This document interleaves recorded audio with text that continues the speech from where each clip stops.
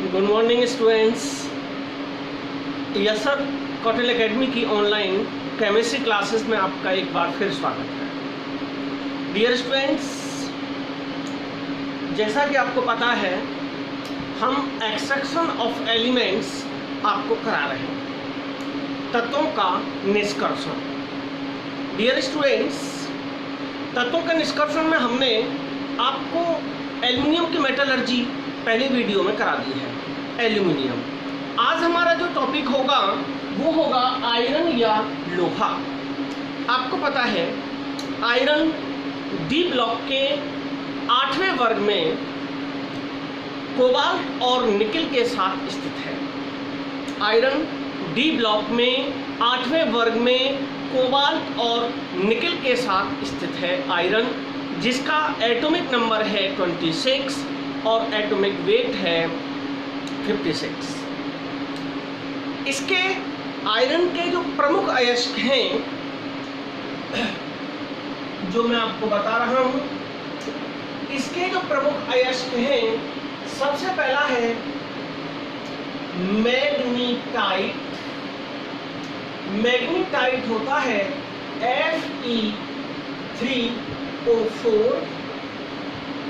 इसे लोडस्टोन भी कहते हैं, इसे लोडस्टोन भी कहते हैं। दूसरा है लिमोनाइट। लिमोनाइट होता है Fe2O3। Fe2O3 3H2O, ये लिमोनाइट है। इसके बाद में तीसरा आता है हेमेटाइट।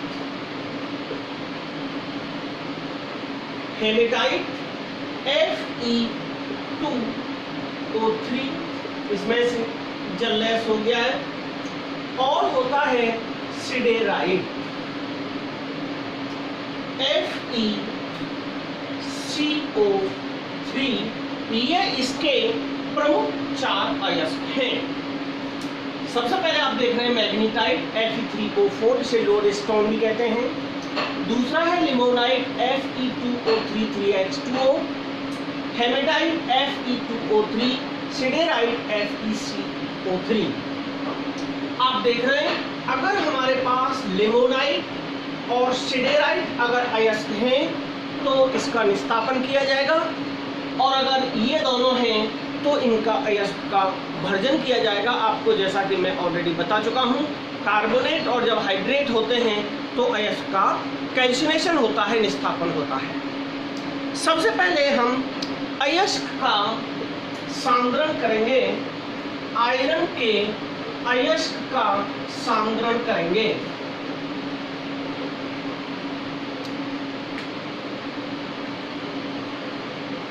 अयस्क का सांद्रण,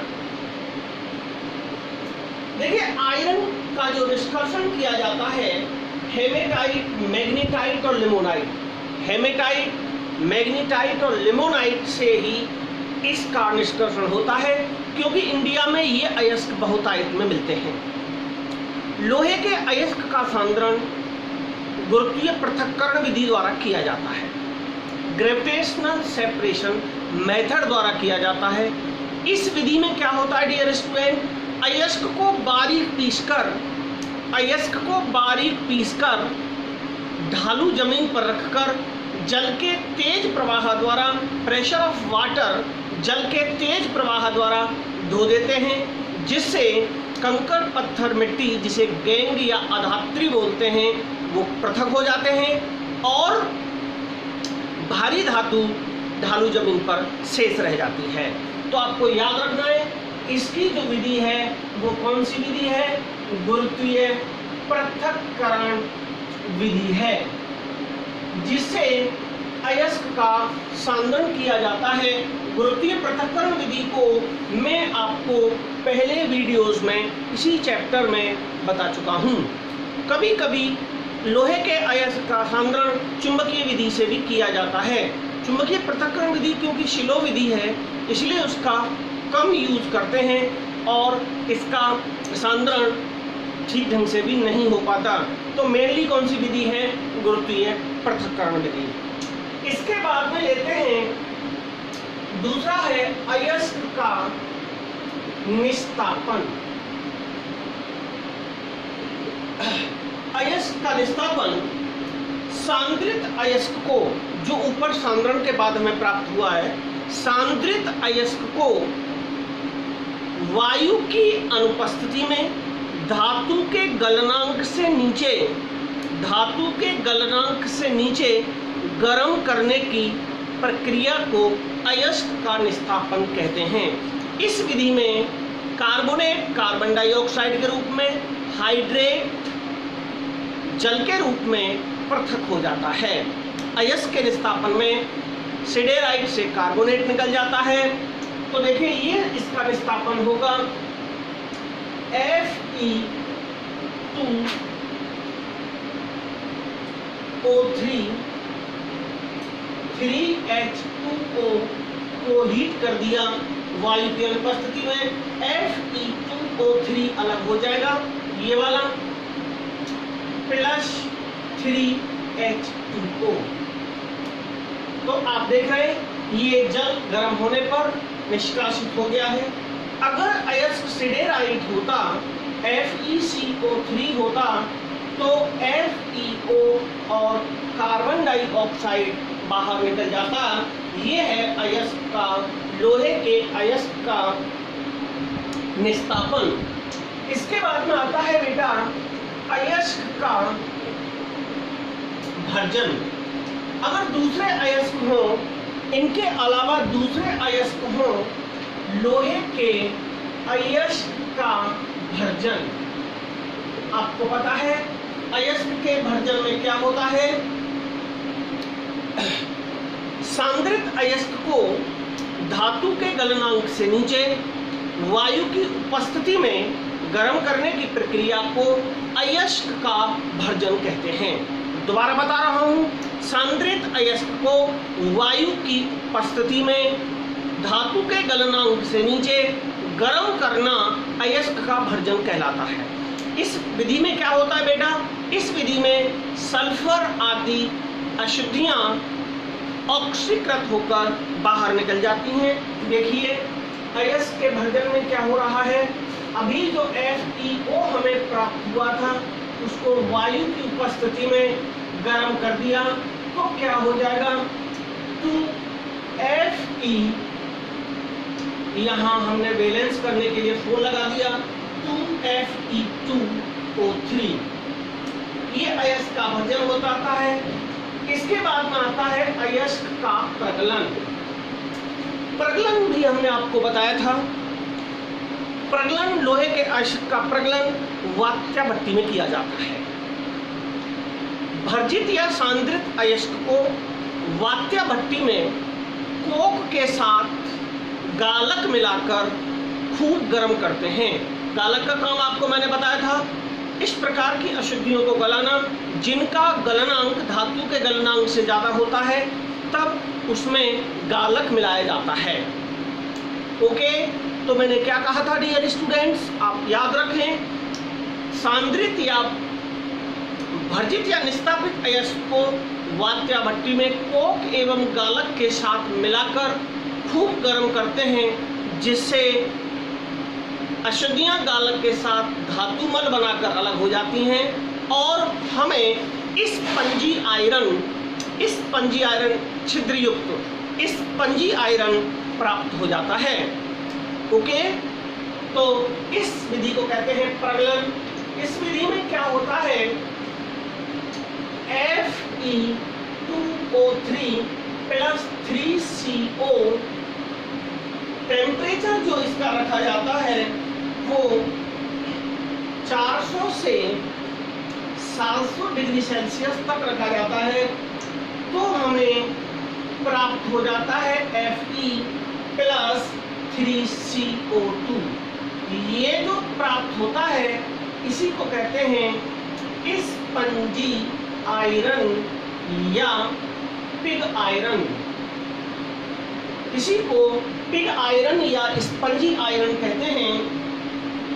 तो आपसे पूछा जा सकता है कि वात्या भट्टी से जो प्राप्त लोहा होता है वो किस प्रकार का होता है, तो आप कहेंगे स्पंजी आयरन होता है। ओके, इस प्रकार हमें अयस्क से पिग आयरन कच्चा लोहा प्राप्त हो जाता है। इसी को पिग आयरन भी कहते हैं, स्पंजी आयरन भी कहते हैं और कच्चा लोहा भी कहते हैं। अयस्क से पहले कच्चा लोहा बनता है, फिर इस कच्चे लोहे से 3 अन्य प्रकार के लोहे बनाए जाते हैं। तो आपसे कोई पूछे लोहा कितने प्रकार का होता है, 3 टाइप्स का होता है डियर, तो मैं अब उन्हीं का वर्णन कर रहा हूँ। तो इसके बाद में आता है बेटा लोहे के प्रकार। ये तो हमें प्राप्त हो गया अयस्क से आयरन। लोहे के प्रकार, लोहा 3 प्रकार का होता है। 3 प्रकार का लोहा होता है। नंबर 1 ढलवा लोहा, दूसरा होता है पिटवा लोहा और तीसरा होता है स्टील या इस्पात।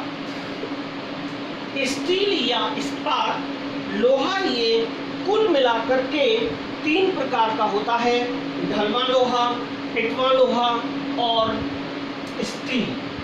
सबसे पहले मैं लेता हूं ढलवा लोहा। नंबर 1 ढलवा लोहा।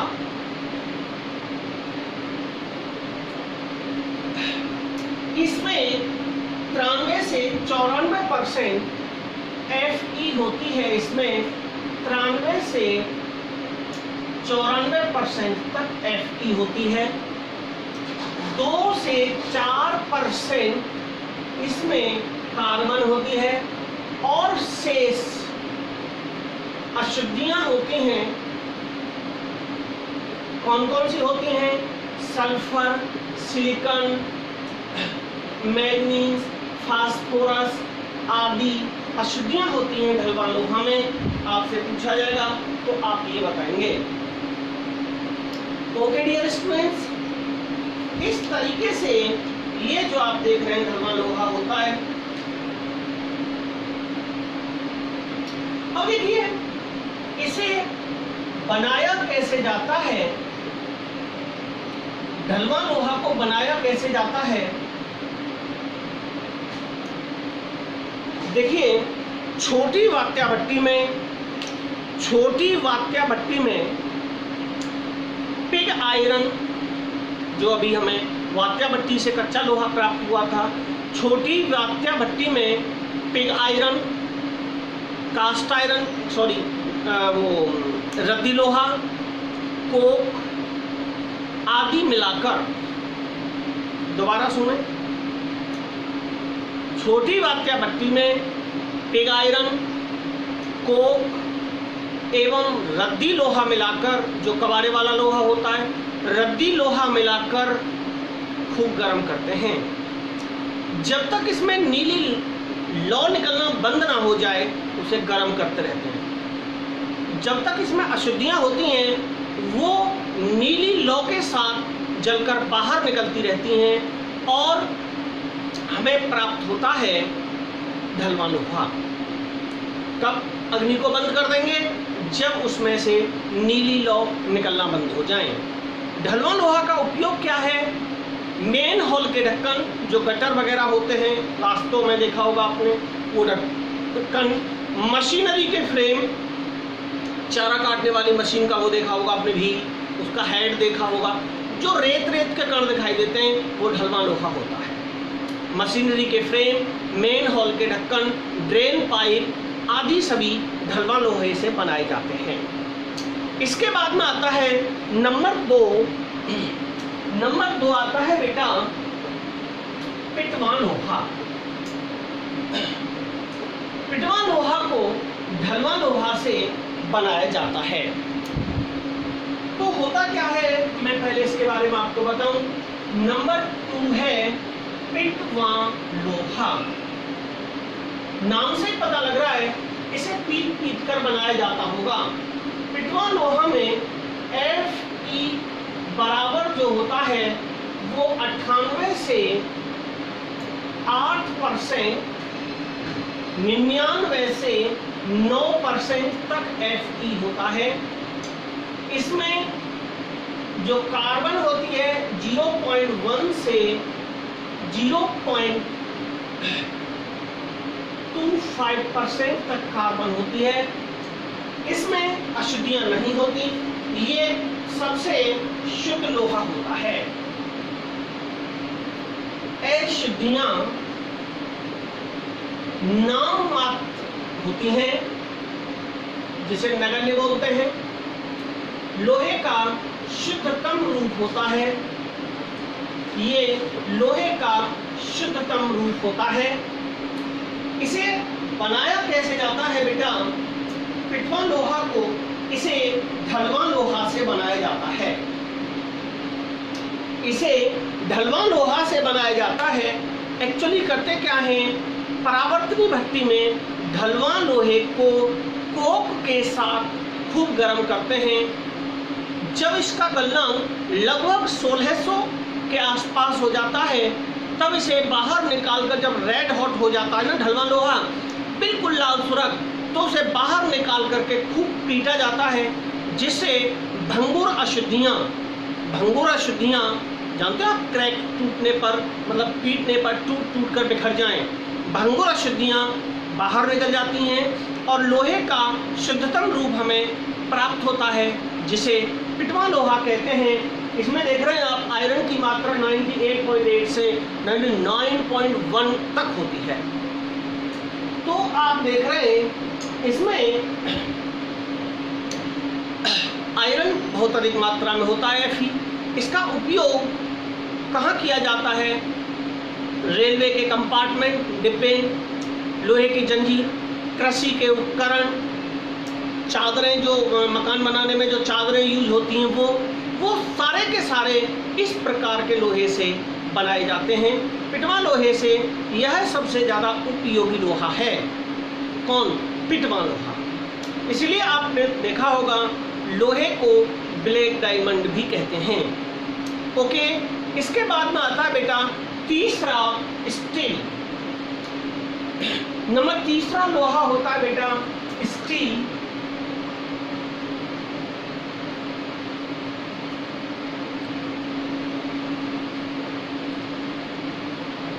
Number 3 steel. इसे इस्पात भी कहते हैं। इसमें कार्बन की प्रतिशत मात्रा Fe जो होती है 98 से 99.8% होती है। कार्बन की प्रतिशत मात्रा जो होती है ढलवां एवं पिटवा लोहे के मध्य की होती है, इनके बीच की होती है। इसमें और ये बनाया कैसे जाता है? इसे सीमेंस,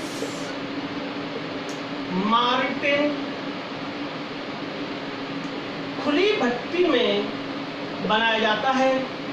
इस भट्टी से जो प्राप्त स्टील होता है बहुत ही उपयोगी होता है। इसमें अशुद्धियां ऑक्सीकृत होकर बाहर निकल जाती हैं। जो इस भट्टी से लोहा प्राप्त होता है, उस लोहे में स्पीगल मिला देते हैं।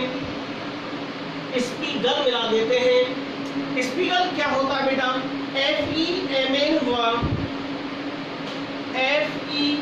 FeMn व C का मिश्रण स्पीगल कहलाता है, जो मार्टिन सीमेंस खुली भट्टी से हमें प्राप्त होता है। तो मार्टिन सीमेंस भट्टी में क्या करते हैं? ढलवां लोहा, रद्दी लोहा और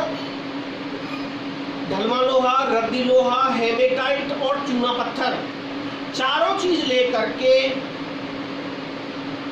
प्रोड्यूसर गैस द्वारा, प्रोड्यूसर गैस आप जानते होंगे CO और N2 का मिश्रण कहलाता है प्रोड्यूसर गैस। तो आपसे पूछ लिया जा सकता है मार्टिन सीमेंस खुली भट्टी में कौन सा ईंधन प्रयोग होता है? Producer gas CO+N2। तो इस प्रकार जो हमें लोहा प्राप्त होता है उसे कहते हैं स्टील। जो लोहा इससे प्राप्त होगा उसमें स्पीगल मिला देंगे और तब हमें जो लोहा प्राप्त हो जाएगा उसे कहेंगे स्टील। इस तरीके से ये था दोस्तों आयरन का निष्कर्षण एवं आयरन के प्रकार। Dear students, share this video, subscribe my channel. Okay, thanks. Next video में आपसे फिर मुलाकात होगी। Bye bye.